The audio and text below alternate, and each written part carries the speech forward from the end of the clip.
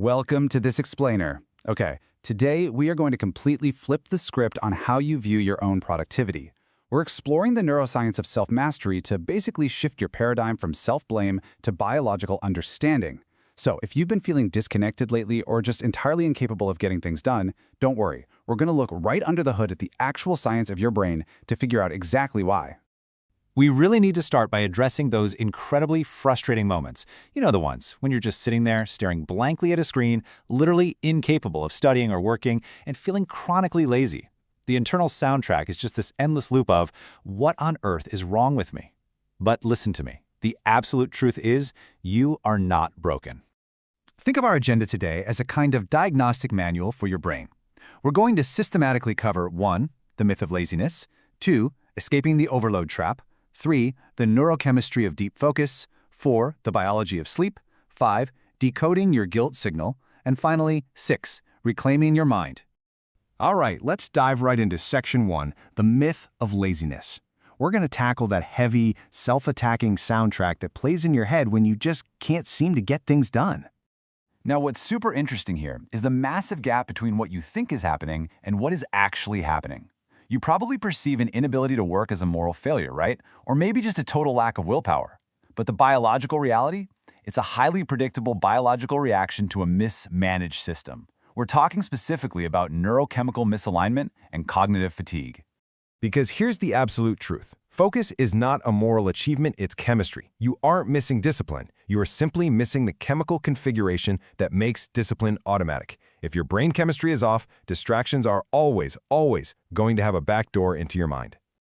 Moving on to Section 2, escaping the overload trap. Let's explore why everyday life might feel completely dull or just plain empty to you right now.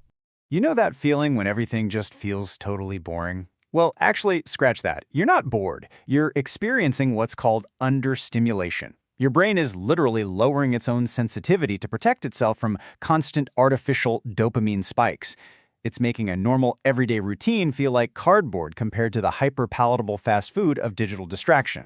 Because, let's be real, your poor brain is fighting a completely rigged battle here. Real life is slow, you know? It requires effort first, and then you get the reward. Fake stimulation, on the other hand, gives you this instant algorithmic reward with zero effort whatsoever. So when you finally put the phone down to do real work, that restlessness and anxiety you feel, that isn't boredom. That is literally chemical withdrawal.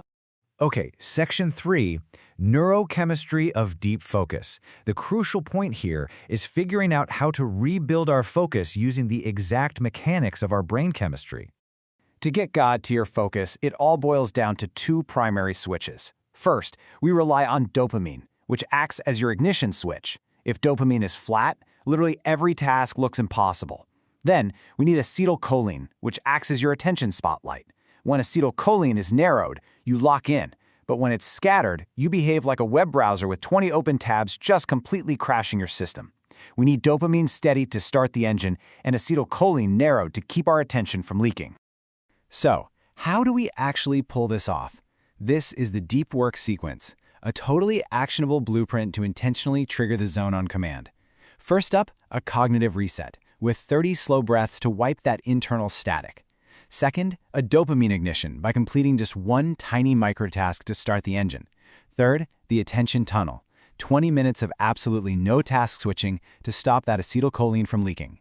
And finally, state lock, where you remove all friction, put the phone in another room, close the extra tabs, so your focus becomes effortless.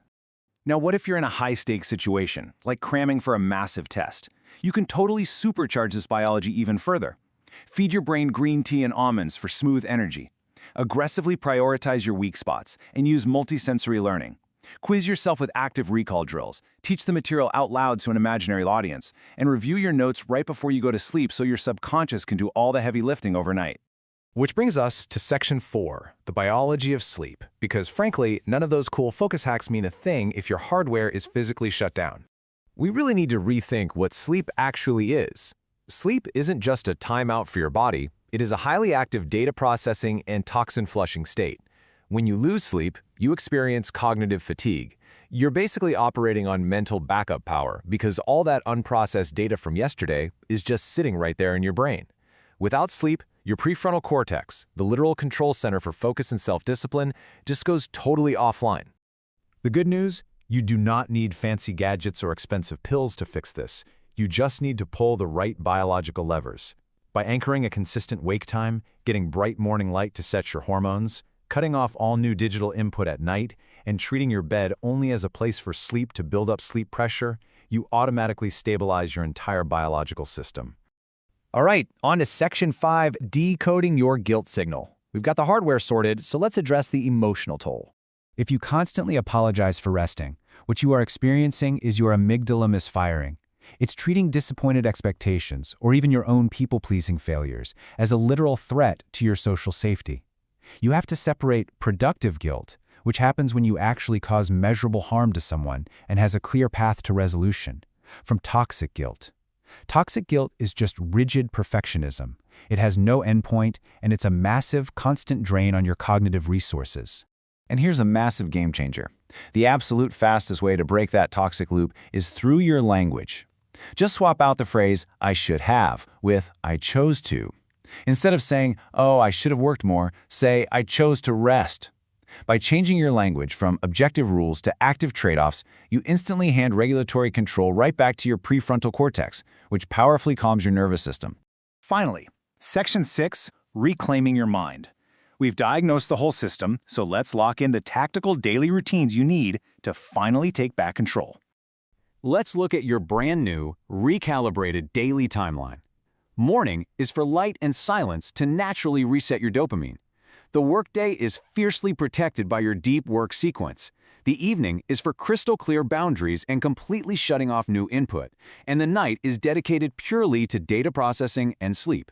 Remember, action creates focus creates progress, and progress creates deep inner stability. You have to remember, you aren't going to break deep-rooted structural habits with sheer willpower. You break them by enforcing non-negotiable daily systems. Observe your phone withdrawal urges without actually acting on them. Challenge yourself to sit in total silence for 15 minutes a day. Literally hide your phone while working.